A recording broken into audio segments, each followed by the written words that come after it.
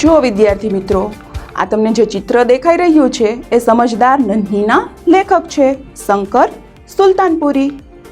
એમનો જન્મ ઉત્તર પ્રદેશના સુલતાનપુરમાં થયો છે અને જુઓ એનો જે જન્મ થયો એનું ગામ છે એના આધારે જ તો એને સુલતાનપુરી તરીકે ઓળખવામાં આવે છે. लखनऊ में रहकर उन्होंने हिंदी का सर्जन किया, जिन्होंने अभी तक 500 से ज़्यादा काव्य, कहानी, नाटक, उपन्यास, जीवनी, संस्मरण, चित्रकथा लिखी है. इंदिरा गांधी ने उसे बाल साहित्य का सम्मान भी दिया है. तो चलिए आज हम ऐसे ही लेखक की एक नन्ही समझदार नन्ही पाठ को देखेंगे. आप इस चित्र में क्या देख सकते हैं? आप इस चित्र में देख सकते हैं एक नन्हा सा बतख है और एक बिच्छू है. नन्ही बतख तट पर आई तो उसने देखा कि एक बिच्छू दलदल में फंसा है. बिच्छू ने कहा, बहन मुझे बचा लो. नन्ही ने उसे सूखे स्थान पर रख दिया. बिच्छू ने नन्ही को डंक मार दिया.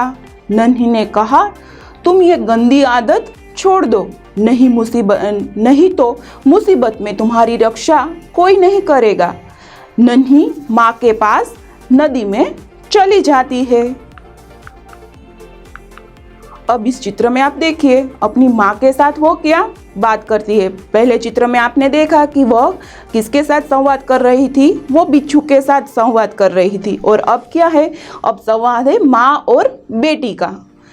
नन्ही अपनी माँ को बताती है कि मैंने बिच्छू को बचाया, फिर भी उसने मुझे डंक मारा. डंक यानी डंक शब्द ज छे जेने डंक पण कही शकाय.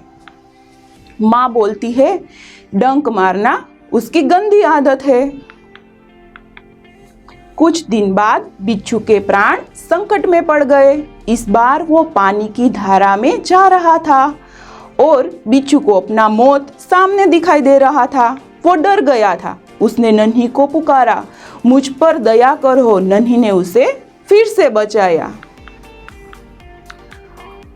अब इस चित्र में आप क्या देख सकते हैं? आप देख सकते हैं कि नन्ही ने उसे बचाकर किनारे पे यानी कि सूखे स्थान पे रख दिया है.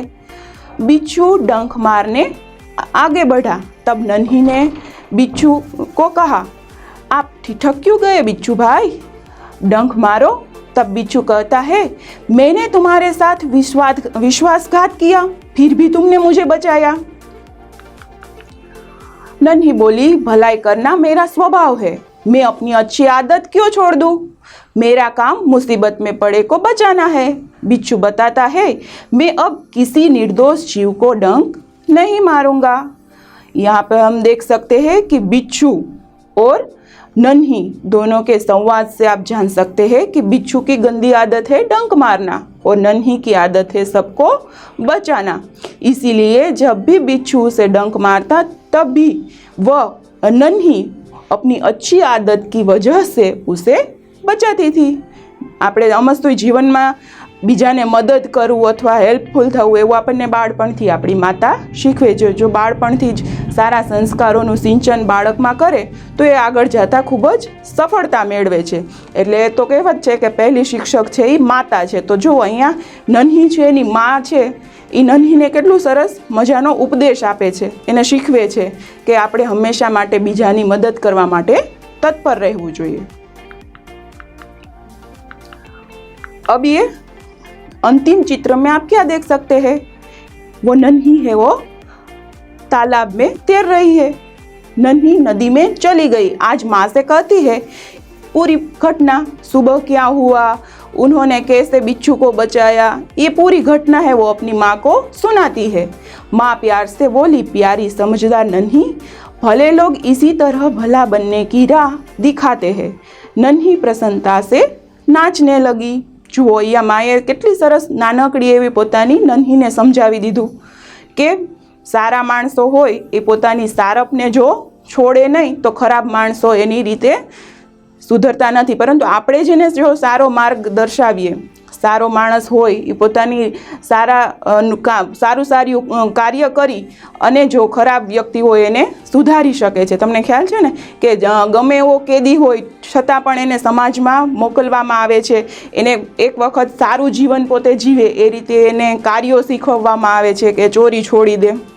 તો અહીંયા આવા જ પ્રકારનું તમે જોઈ શકો છો કે નન્હી છે એની માં એને સમજાવે છે અને પોતાની નાનકડું બાળક છે એ કઈ રીતે યોગ્ય દિશામાં આગળ વધે એનો ઉપદેશ આપે છે અને એના જ આધારે એ શું કરે છે તો વીછી છે એનો ખરાબ સ્વભાવ છોડાવવાનો પ્રયત્ન કરે છે અને એમાં એ સફળ થઈ જાય છે અને જે એટલી ખુશીથી નાચવા માંડે છે કે એને જાણે કે કોઈ પણ યુદ્ધ છે એને સરસ રીતે જીતી લીધો હોય એવો આનંદ પોતે અંદરથી અનુભવે છે.